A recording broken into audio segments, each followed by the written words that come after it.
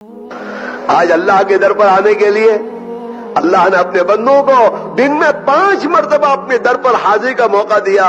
دنیا کا کوئی بڑا میرے دوستوں بادشاہ بھی اپنی رعایا کو 5 مرتبہ آنے کی اجازت نہیں دے گا۔ اللہ کریم ہے، کریموں کا کریم ہے۔ او میرے بندو، تم قدم قدم پر میرے محتاج ہو، قدم قدم پر تم میری مدد کے محتاج ہو۔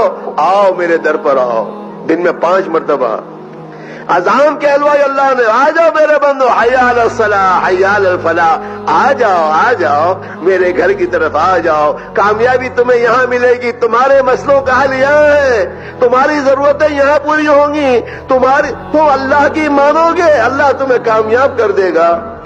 اور پھر نماز میں اللہ نے اپنے نبی کے ذریعے خبر دی کہ جب مومن بندہ نماز میں اللہ اکبر کہہ کر جہاں رکعت پہ نماز شروع کرتا ہے تو میرے بھائیوں اس کا تعلق اللہ سے ہو جاتا ہے۔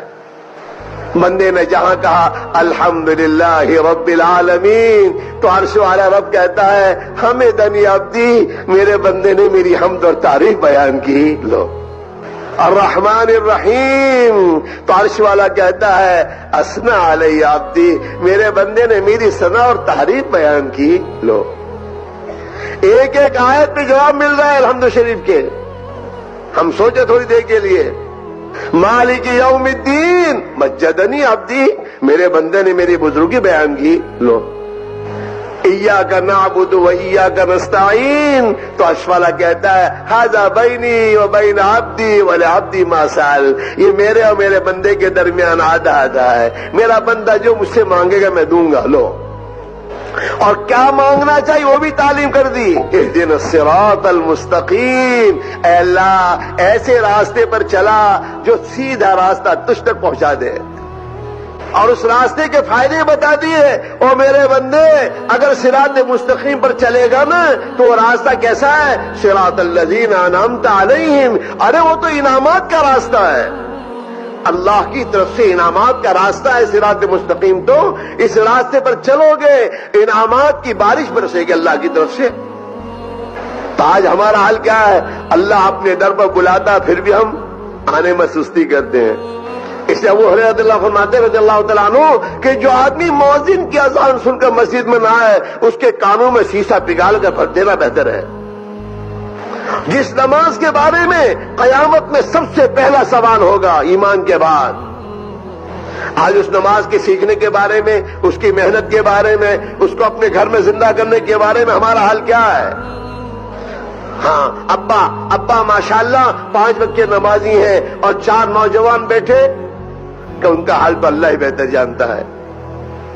ان بچوں کو کھانا نہ ملے تو ابا روتے ہیں، بزرگوں کے پاس جا کے دعا کراتے ہیں، حضرت دعا کیجئے بچوں کے پاس کچھ کاروبار نہیں ہے۔ لو اور وہ بچے نماز نہیں پڑھتے، ابا کو کوئی فکر نہیں ہے، نقصان کا پتہ نہیں ہے میرے بھائیوں۔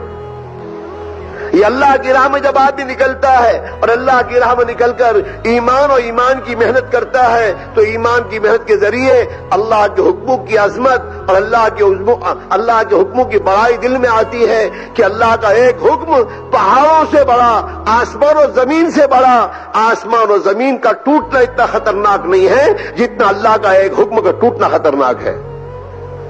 یہ عظمت آتی ہے جب اللہ کی عظمت آئے گی تو اللہ کے حکموں کی عظمت آئے گی، اور اللہ کے حکموں کی جتنی عظمت دل میں آئے گی اتنا آدمی خدا کے حکموں کو اتنا ہی اہتمام سے پورا کرے گا۔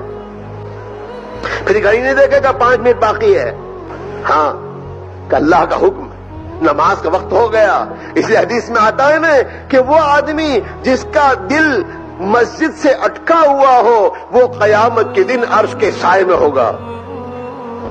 ہمیشہ اس کو فکر ہے دکان میں، کاروبار میں، ہر جگہ کہ اذان ہو گئی، نماز کا وقت نہیں ہوا، ہر وقت اس کو فکر ہوتا ہے سوال، اس کا دل اٹکا ہوا ہے مسجد میں۔ ہم مسجد والے بنے، ہم ایمان والے بنے، ہم اللہ والے بنے، ہم دین والے بنے، ہم محمد الرسول اللہ صلی اللہ علیہ وسلم کی امتی بنے۔ اس کی ایک محنت ہے یہ۔ جب ہماری زندگی میں یہ باتیں آئیں گی تو اللہ رب العزت ہماری دنیا کی زندگی کو خوشحال بنائے گا اور موت کا دن خوشی کا دن ہوگا۔ موت کا دن خوشی کا دن ہوگا، کیوں کہ دنیا میں جس مقصد کے لیے اللہ نے پیدا کیا تھا اس مقصد کو پورا کرتا ہوا جا رہا ہے۔